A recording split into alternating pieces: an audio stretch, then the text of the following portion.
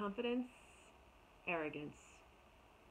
Confidence, arrogance. Yeah, so I was covering a sixth grade visual art class yesterday, and the lesson was around the 7 principles of Kwanzaa. And one of the principles that we went through was, I think it's principle number 2 or 3, around self-determination. And it's about how we speak about ourselves, how we name ourselves, pretty much self-reflection, essentially.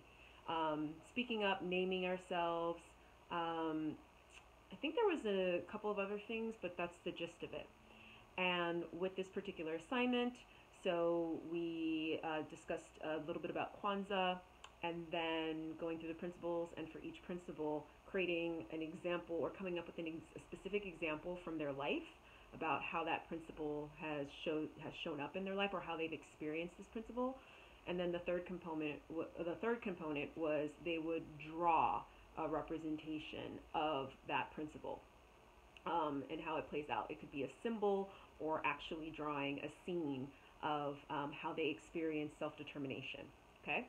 And so as I was going around the room, I saw a number of students who drew themselves looking in a mirror, and they also drew their reflection. And some students drew little hearts around the reflection, around the mirror, around the scene. Some other students wrote self-affirming words like, I am good, I am intelligent, I am beautiful, things like that, right? And one of the things I love the most about teaching, education, and especially facilitating arts education, that's my jam. Dance, and I've been covering a bunch of visual art classes recently. One of my favorite things is the opportunity for discussion, and the way that I get to show up as a coach, as a life coach, to my students.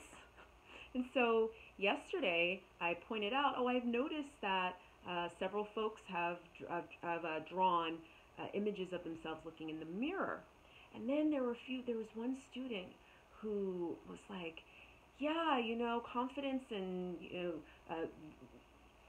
she was like, I'm afraid to speak highly of myself because my friends or other people around me in my life may be like, oh, who do you think you are? Who do you think you are, right? Oh my gosh, teachable moment galore. And so I did publish a book. I didn't talk about my book to my students because it's not age appropriate. However, I did write a book about confidence. It's called Feel Good, Kick-Ass Confidence, and it's about having such a deep connection with your body and your mind and your spirit, and using that as the catalyst for developing incredible trust in yourself. And that's truly what confidence is, self-trust. And so I was sharing my take on confidence with the children. So sixth grades, ages 11, 12 years old. And then I modeled arrogance versus confidence. So confidence is, there's nothing wrong, right? Actually, I highly encourage, it's like one of the best things any and every single human being can do, is to think about the things about themselves that they love, that they adore, that they're good at, right? That is a whole nother ball game from arrogance, which is thinking you are better than everybody else. And so we continued this discussion as a class, right? And it was just so beautiful and amazing to be part of. And so I would ask them questions like, okay, so if you do this, or if you speak like this, or you act like this, is this confidence or arrogance? And to hear them be like, that's arrogance, that's confidence. And then at the end of the lesson, just encouraging them, find those things about yourself and talk to yourself like that throughout the day, every single day. And when I told them that I do that, one child was like, really? all throughout the day, every day, I'm like, yeah, you can control your thoughts. Some thoughts, many thoughts, maybe not so much, but most of them, yeah, you can tell yourself these things. Um, and to just see how it was resonating and landing for them, that was truly, truly powerful. And those are my highlights of conversation and teaching. And so, as an adult, right, because you're watching this, you're an adult, think about your relationship to confidence versus arrogance. Like, how difficult is it for you to applaud yourself, commend yourself, tell yourself, the specific things that you appreciate? Like, for me, I love how innovative I am. I love how sure of myself I am. I love that, you know, when I don't know something, I can say, hey, I don't know.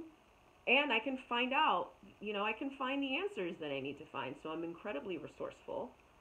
I take initiative. I love that. I love my hair. I can go on and on and on, right? So if you can't list 10 incredible things about you, then think about, is that something that you want to change? And if it is something that you want to change, let's talk about coaching. Let's work together. Let me be your life coach. So in order to do that, you can just go to the link in my bio and click on the link. As of right now, it's called Get Coached by Me. And let's have a conversation about, what do you want? What do you want to experience in terms of confidence? And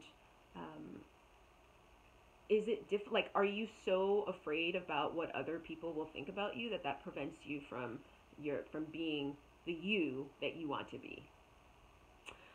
Another thing, so talking about words of affirmation, self-affirming words, right?